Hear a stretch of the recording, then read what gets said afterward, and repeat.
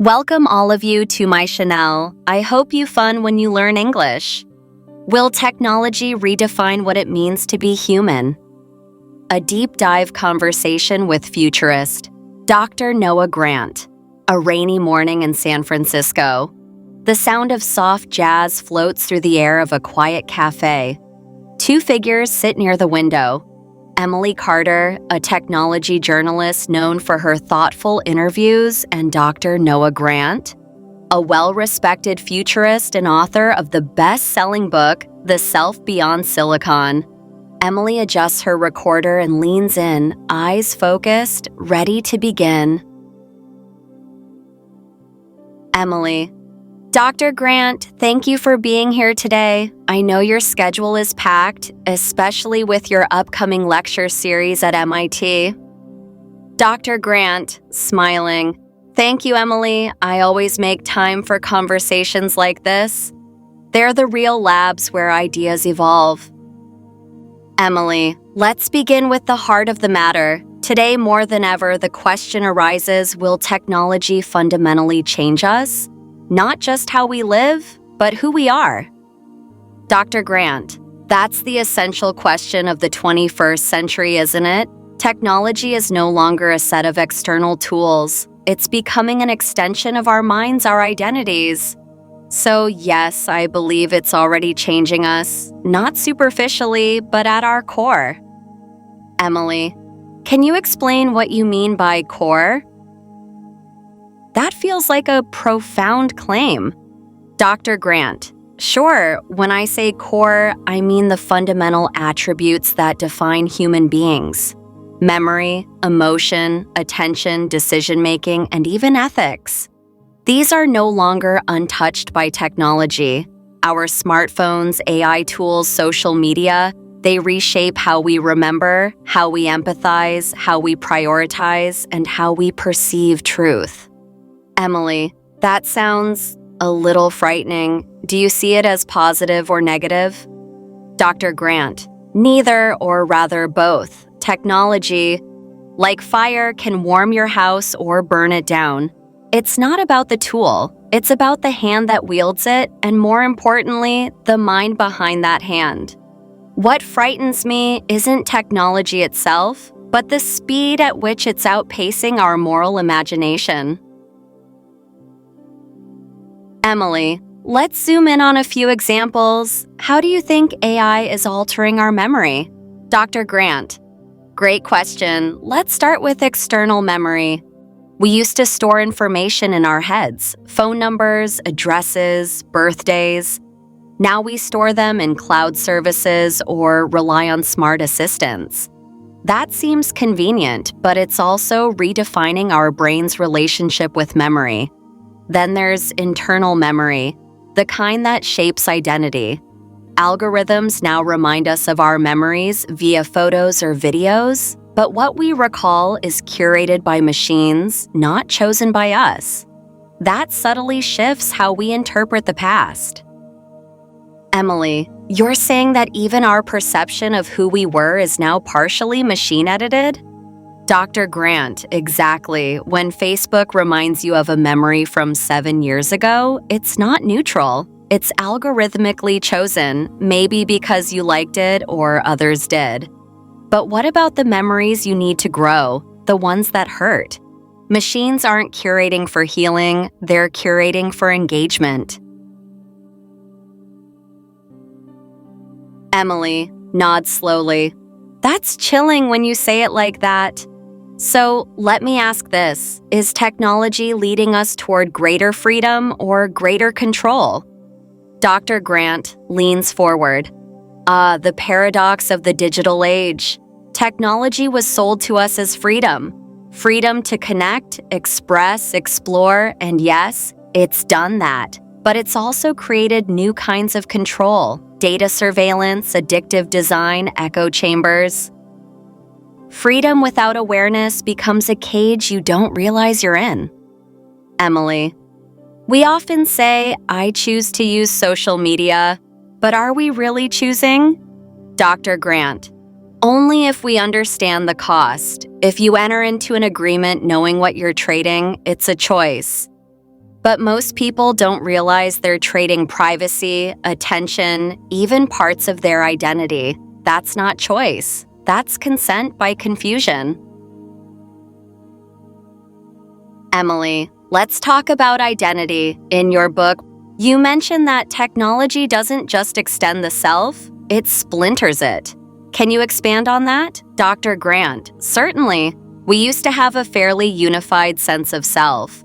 Now, we have multiple digital personas, our professional LinkedIn self, our polished Instagram self, our sarcastic Twitter self. Each version is tailored for a platform. It's like being a character in different plays every day.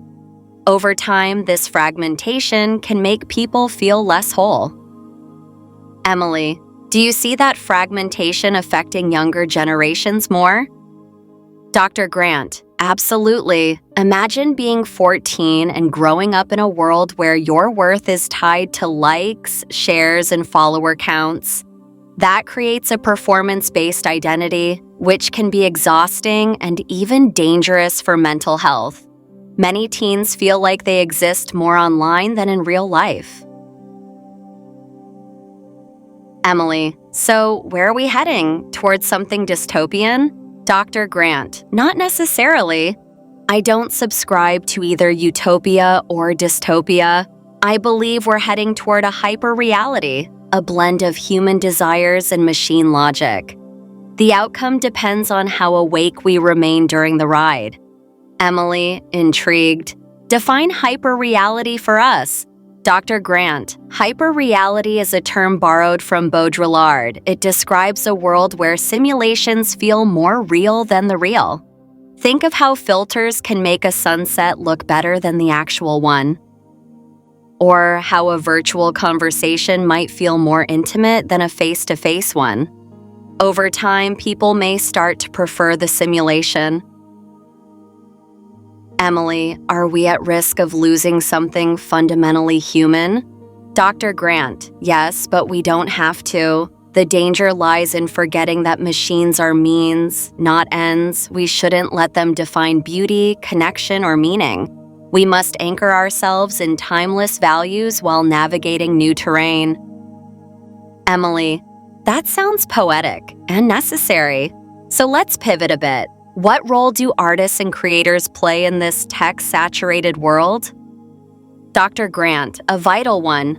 Art reminds us to feel. While algorithms optimize for clicks, art dares to challenge, disturb, or heal. In a world of noise, creators can offer signal, something that cuts through, something real. In fact, the next renaissance may come not from technologists, but from those who fuse soul with silicon. Emily, and what about empathy? Can technology teach us to care more? Dr. Grant, it can facilitate empathy, but it can't manufacture it. Watching a refugee's story through VR can create proximity, but only if you carry that experience into real-world action does it become empathy. Otherwise, it's just digital tourism. Emily, is that what you meant when you wrote "Connection isn't communion"? Dr. Grant, smiling, exactly. Two people can FaceTime for hours and still feel distant. Technology lets us connect, but communion, real understanding, takes time, silence, presence. No app can replace that. Emily, let's take a giant leap. In 50 years, do you think we'll still recognize ourselves? Dr. Grant, if we define ourselves by current standards, biological bodies, verbal language, physical presence, perhaps not. But if we define ourselves by our capacity for love, curiosity, and consciousness, yes, I think we'll still be human, just in unfamiliar forms. Emily, could those forms include synthetic bodies, uploaded minds? Dr. Grant, possibly. Brain-computer interfaces are already progressing. One day our thoughts could be backed up like files, but whether that's still you is a philosophical debate. Are we memories or are we something deeper? Emily, thoughtful. Dr. Grant, how do you personally stay grounded while exploring such mind-bending ideas? Dr. Grant, I spend time in nature. I practice stillness. I talk to children. They remind me what wonder feels like, unfiltered, analog, and alive. That's what we must protect. Emily, if you were to advise the next generation, what would you tell them? Dr. Grant, build technology that expands compassion, not just capability. Design apps that deepen attention, not divide it. Make machines that remind us of our humanity, not distract us from it. Emily, that's a tall order. Dr. Grant, smiling. So is being human. Emily, final question. Do you believe there is still magic in this world? Dr. Grant, after a long pause. Absolutely. It's not in the code, it's in the questions. As long as we keep asking why and what if, we'll never run out of magic. Emily clicks off the recorder. Outside, the rain has stopped. The clouds part, revealing soft sunlight pouring into the cafe. Two humans rise, shake hands, and step back into a world being rewritten, but not yet lost. Please subscribe to our channel and turn on notifications to stay updated with our latest videos.